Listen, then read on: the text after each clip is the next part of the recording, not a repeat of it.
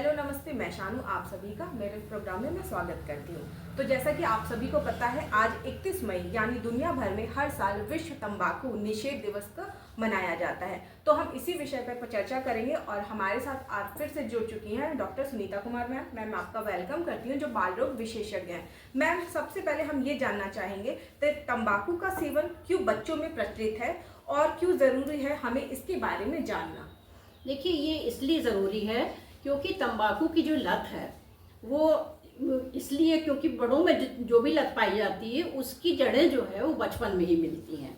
तो फिर हमने ये देखते हुए इस बार का थीम वॉक के जो रखा है वह ये है कि एक धीमा जहर है और इससे बचाव ही समझदारी है। यानी बचपन से ही अगर हम रोक लगा देंगे, किसी भी कारण से अगर ये लत लगती है तो एडल्ट्स में या बड़ेपन पे ये लत नहीं मिलती।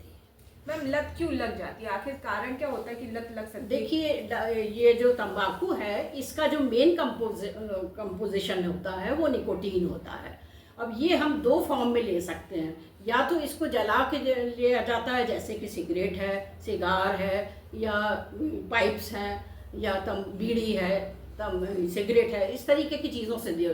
और एक है जो बिना जलाए लिया जाता है, जो कि यहाँ की पूर्वांचल में भी बहुत मशहूर है, जिसको कि गुटखा, तंबाकू, या फिर एक मंजन आता है, गुल मंजन आता है, जो कि मसूड़े और उसके होंठ के बीच में दबा के रखा जाता है। तो ये सब जो भी किसी भी फॉर्म में अगर लिया जाए, हालांकि जला के लिया जाता है, जो सिगरेट के फॉर्म में वो सबसे नुकसानदेह होता है क्योंकि उसमें धुएं का भी नुकसान होता है और उसमें निकोटीन का भी नुकसान होता है। और जो बिना जलाए लिया जाता है उसमें हमें निकोटीन के जो भी नुकसान मिलते हैं वो शामिल है। मैम, लक्षण क्या क्या हो सकते हैं? लक्षण वही है, जैसे कि डिपेंड करता है कि ये कहाँ का है, कैंसर कहाँ का है। तो अगर सबसे शुरुआती ये होता है कि जैसे एक छोटा सा छाला पैदा हुआ है मुंह में, अगर कोई जना तंबाकू खाता है तो हम देखते हैं कि वो छाला जब तक कि वो कई महीने नहीं हो जाते हैं तब तक वो दिखाने भी नहीं जाता किसी डॉक्टर को। तो अगर और वो कहता है कि 4 उंगली हमारे मुंह में जा रही है तो ज़रूरत नहीं है हमें दिखाने की। तो ऐसा कुछ नहीं है कि 4 उंगली अगर मुंह में जा रही है या मुंह पूरा खुल रहा हो तो उसको कैंसर नहीं हो सकता है, ये मिथ है।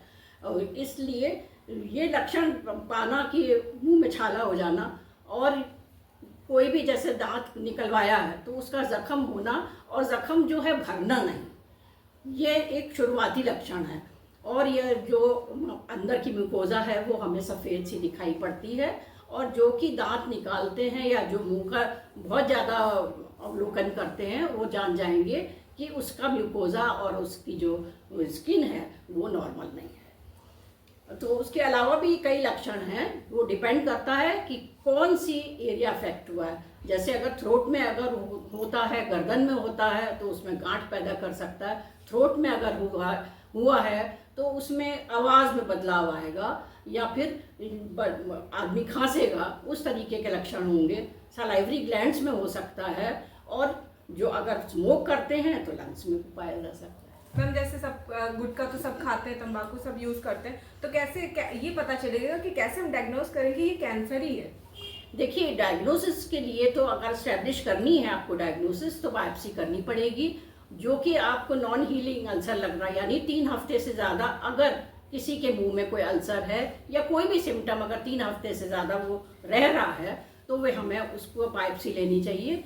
और उसके अलावा भी कई टेस्ट हैं, जैसे एंडोस्कोपी करना, MRI करना या CT स्कैन करना। वो आपका चिकित्सक या फिजिशियन ही डिसाइड करेगा कि आपको कौन कौन से टेस्ट की ज़रूरत है। तो मैम, मैं ये जानना चाहूँगी कि इसका इलाज यानी ट्रीटमेंट क्या है जिससे हम किसी को भी बचा सकते हैं? देखिए, ट्रीटमेंट डिपेंड करता है कि किस स्टेज पे है।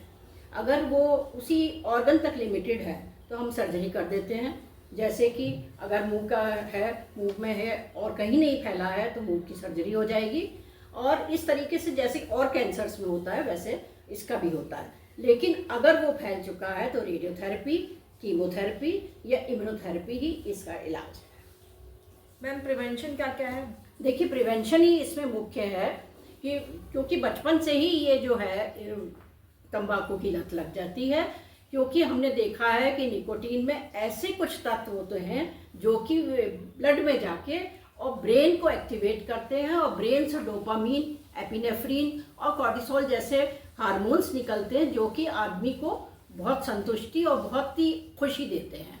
तो इसलिए हमको प्रिवेंट करना चाहिए कि हमको तंबाकू बच्चा खाए ना। तो इसके लिए पेरेंट्स को भी बहुत सतर्क रहना चाहिए कि आउटडोर में 10 साल के 12 साल के बच्चे भी आते हैं जो कि छुप छुप के सिगरेट पीते हैं और तंबाकू खाते हैं। इसलिए पेरेंट्स को चाहिए कि बच्चों का बैग देखते रहें, उनके कपड़े देखते रहें, उनकी पॉकेट्स देखते रहें और ये सारे देखते रहें। और स्कूल वालों को चाहिए कि स्कूल के आसपास कम से कम 100 मीटर तक कोई भी ऐसी दुकान ना हो जिसमें कि तंबाकू या उसके प्रोडक्ट्स कोई उपलब्ध हो।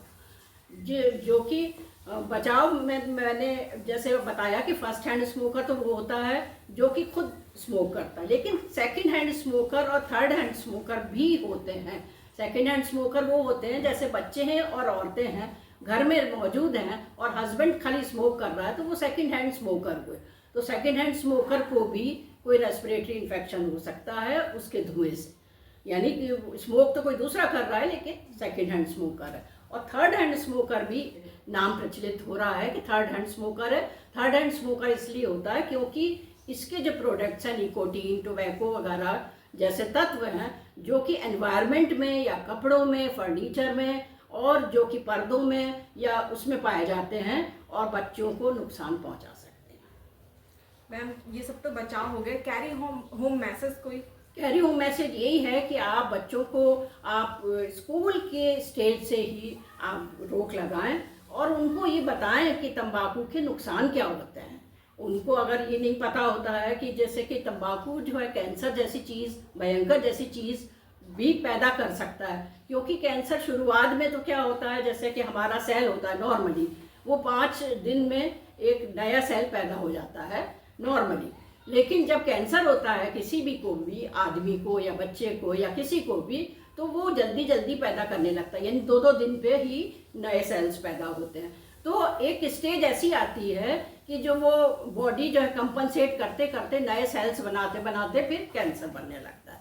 तो अगर हम उसको ये बेसिक चीज़ें समझा देंगे बच्चे को तो फिर वो हो सकता है कि तंबाकू का सेवन ना ही करे। वैसे कि अगर किसी ने मतलब शुरू कर दिया है तंबाकू लेना तो उसमें आत्मविश्वास की कमी हो जाती है और इसलिए हमें चाहिए कि आत्मविश्वास उसमें बहुत ज़्यादा रहे, आत्मबल पैदा हो ताकि वह तंबाकू छोड़ने की हिम्मत कर सके। और उसमें उसको सब्स्टिट्यूट उसका शुरू में देना चाहिए, जैसे कि पान की में सुपारी हटा के, तंबाकू हटा के उसमें नारियल या गरी का पाउडर, इलायची और लौंग और ये सब चीज़ें डाल के दी जा सकती हैं शुरू में, ताकि उसको वो क्रेविंग ना हो जो कि एक तंबाकू की होती है। Thank you ma'am, thank you.